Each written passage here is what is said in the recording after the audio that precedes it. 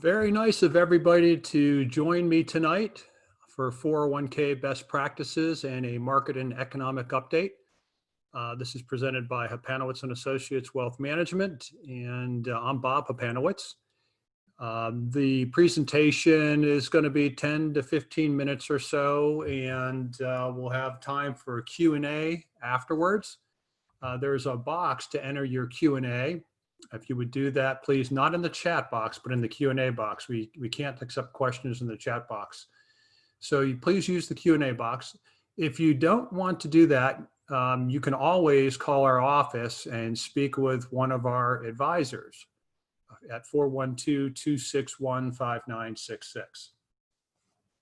So again, welcome. Thanks for taking time out of your evening. It's a wet, cold evening, and before we watch all the press reports on TV and the update on the coronavirus, we'll spend some time on 401k.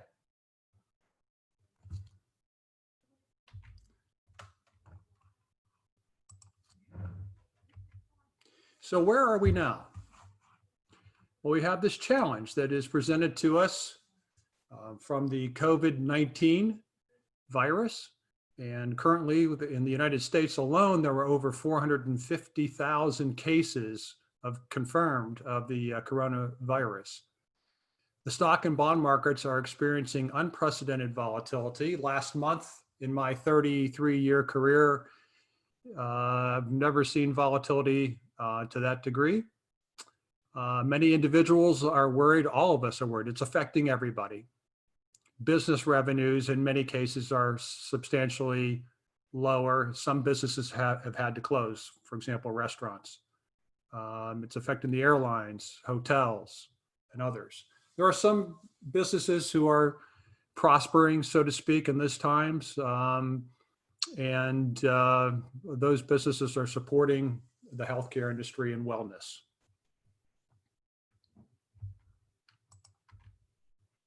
So there are reasons for optimism. And first and foremost, to me, is good old-fashioned American ingenuity.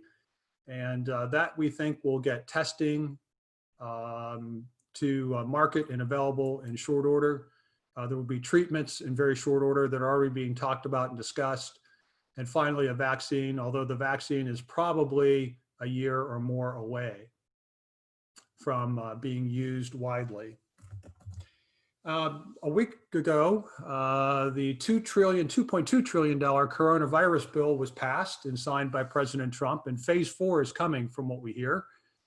Phase 4 will be another stimulus bill in the trillions, and we expect that to, again, incent employers to keep their doors open, keep folks employed, and relief should also, more relief also should go to individuals. And we should expect that checks for individuals will be coming out very soon, from my understanding, as soon as this coming Monday. And there are additional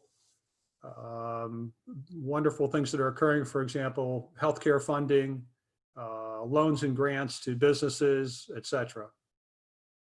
So businesses are getting creative.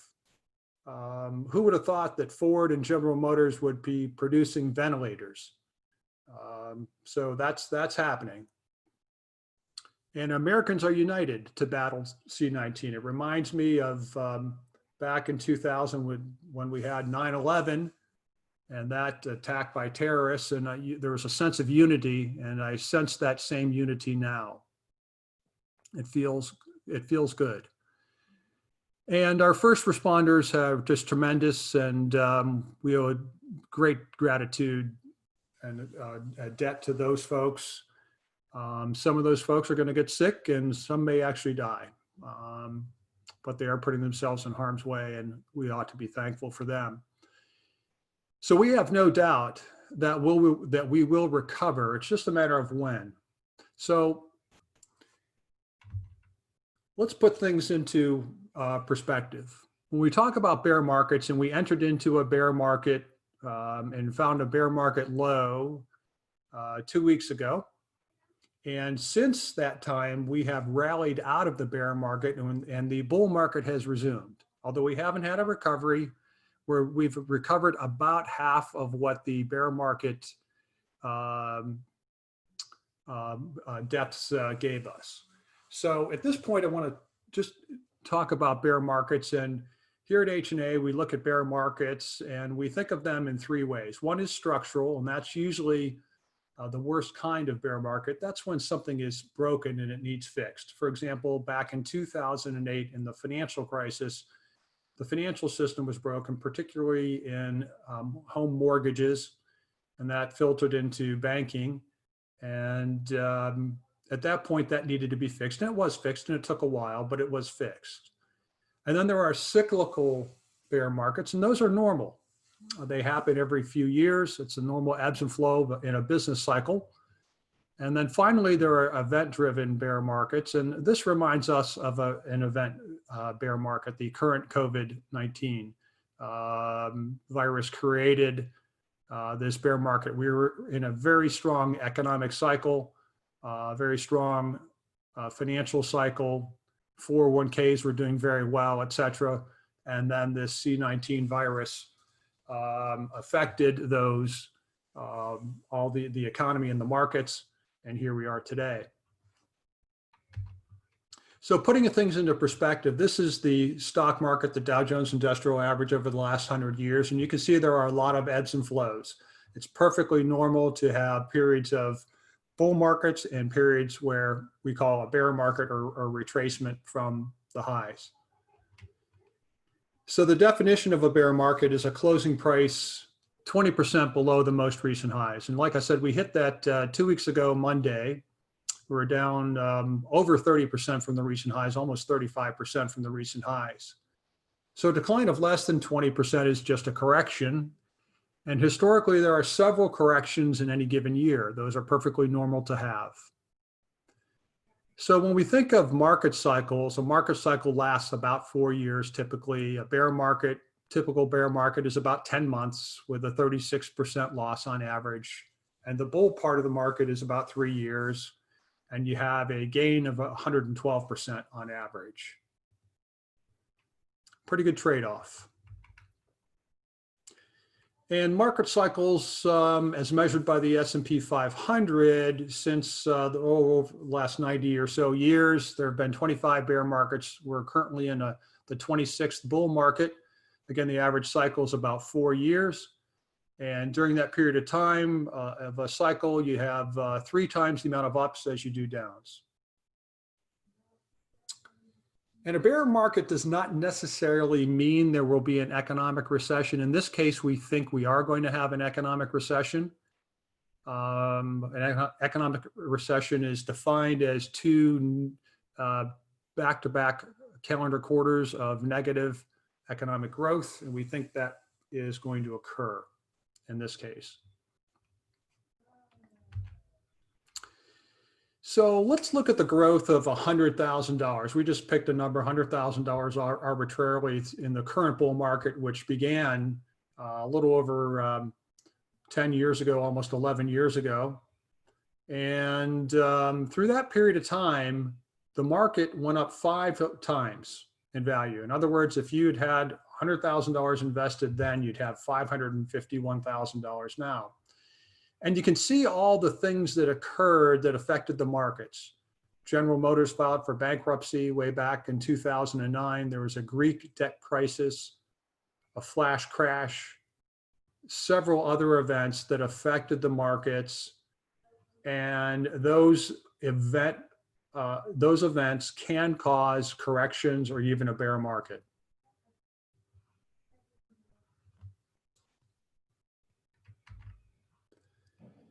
So this chart illustrates the importance of staying invested.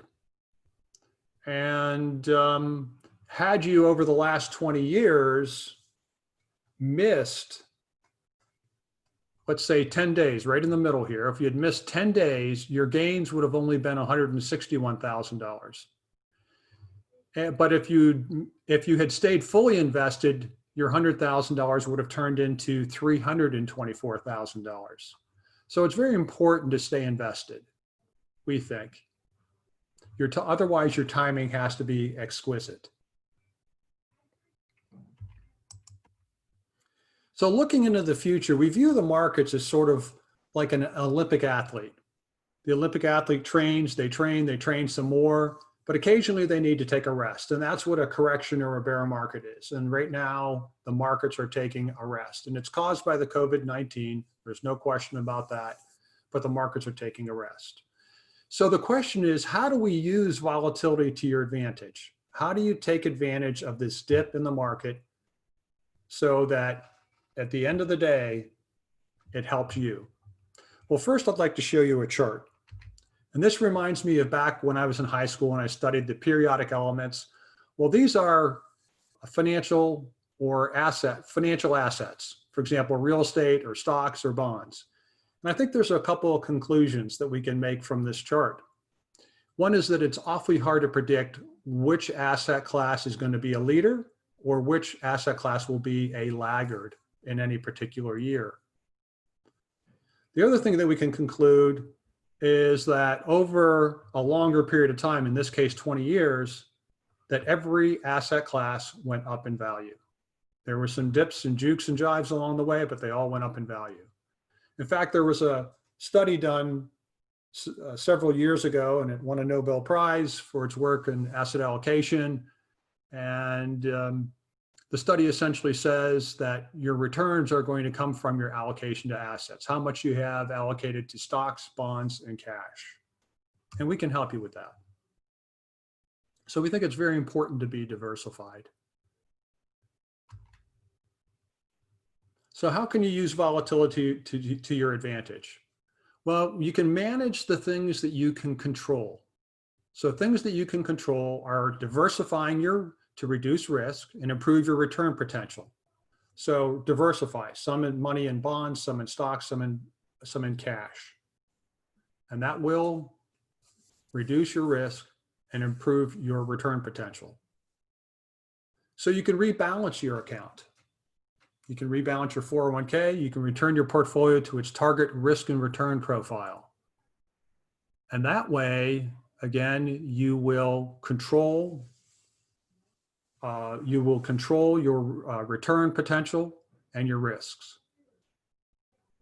And you can also take advantage of any planning strategies in a market downturn. For example, if you have an IRA and you're considering a conversion of that IRA to a Roth IRA, you may want to consider that now while the market is lower, because you'll have a lower tax cost. And we'd recommend during this volatile time to talk to your advisor. You can call Hapanowicz and Associates. We're here to assist you. And we can talk about if you're considering withdrawals from your account, we can consider your withdrawal rate and your risk tolerance and make sure those are aligned. And we can help you refresh your unique plan to stay on track towards your goals. So you should use your 401k toolkit. Everybody has a 401k toolkit. And that toolkit is composed of, first of all, your advisors, us, Hapanowicz and Associates. There's our phone number. Feel free to call us. We have a team of credentialed and experienced professionals. And we'll provide you guidance on allocation, savings, and investment selections, all for your unique outlook.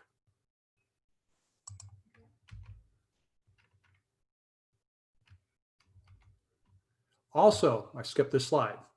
Also, other resources you have inside your toolkit is your plan's website. From your plan's website, there are very helpful calculators.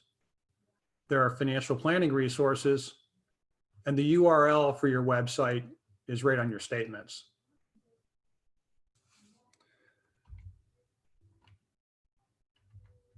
So I'd like to conclude by just saying that a well thought out and executed plan stands the test of time.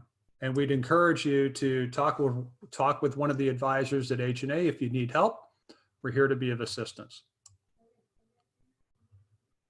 So we have time for questions and answers. And the first question that we have is, says, I have a target date fund in my account. Is that good? Well, target date funds are meant to assist participants of plans that want to delegate their allocation of their assets. They want to delegate their rebalance, and they want that risk tolerance and rebalance to glide path to their projected retirement date.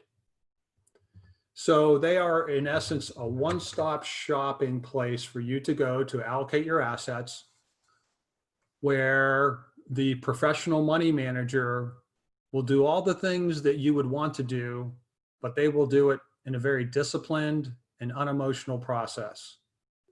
And because of that, those funds have, we think, a very important place for plan participants. So good question. We like that. We like the target dates a lot for participants. In most 401k plans, all the plans that Hapanowicz and Associates supervise, you also have the option of building your own unique asset allocation. And you may have some questions around that if that's suitable for you. And again, you can feel free to call us and we'd be happy to assist you.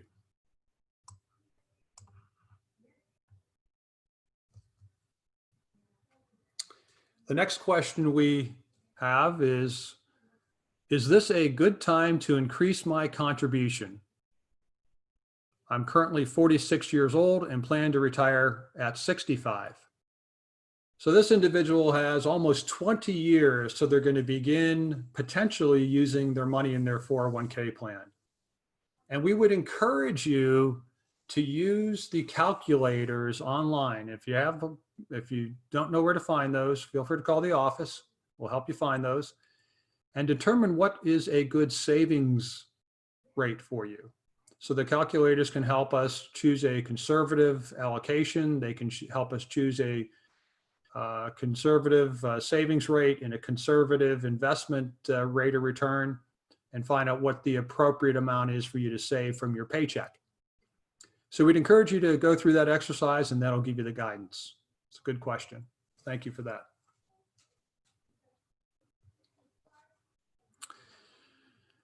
Well, that is it for questions. I thank everybody for attending. And again, our phone number is there at the bottom of the screen should you have anything that you'd like to talk about with us. Thank you for attending. Have a wonderful evening and have a wonderful holiday weekend as well.